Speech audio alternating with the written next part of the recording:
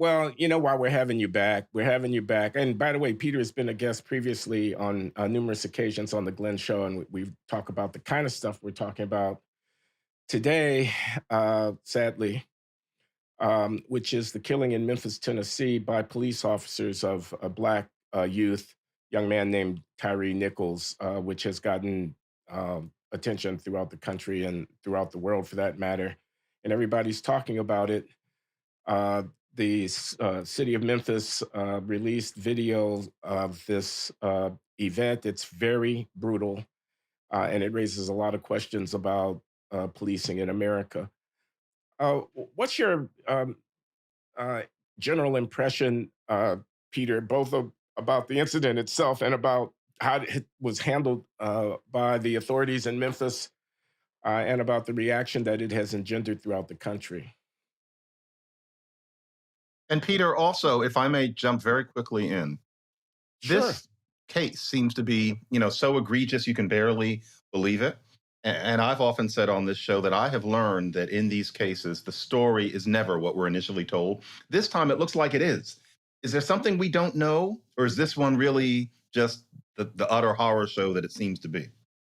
Both, I think. Let me just start with the utter horror show because I think that needs to be put out front. We're seeing brutal and criminal acts by cops, even in other cases where there are brutal and criminal acts by cops. There can be some mitigating isn't the right word because it doesn't lessen the act, but there are extenuating circumstances where you kind of go, "Oh, I don't agree with that," but oh, the guy said this, the guy hit the cop. There was some Right, extenuating circumstance that doesn't justify it, but helps explain it at least. right. In this case, we don't see any of that. It is just police brutality combined with police incompetence, which is a horrible combination. Um, what we still don't know is why he was stopped. And there is other video out there that hasn't been released, and I can't figure out why it hasn't been released. And I don't want to start or even spread rumors, though I've heard them.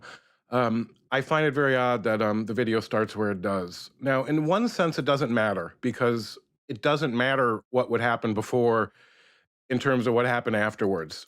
He could have shot and killed a cop, honestly, before that, and it wouldn't defend the cop's actions in this case.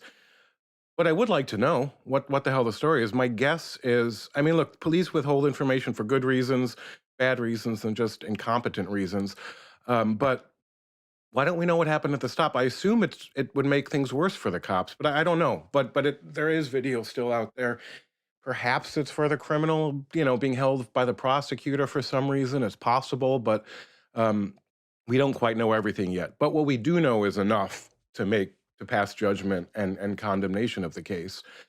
The incompetent part I want to point out is because after he is pulled from the car, um, there are three cops, and the guy Nichols gets up and runs away because he's afraid he's for his life.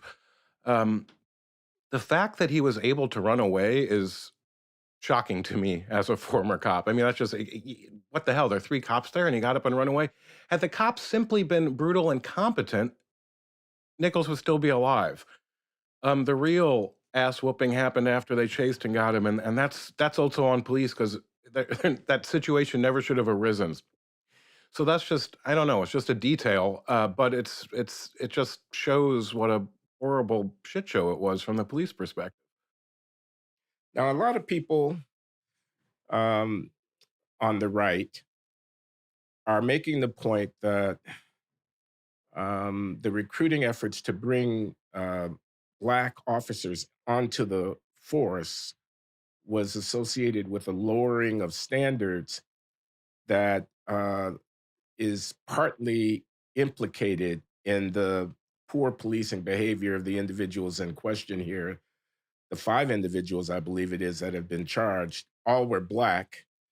And I find that argument, um, uh, it could conceivably have merit, but it is a very distasteful point to be making in the context of what has happened.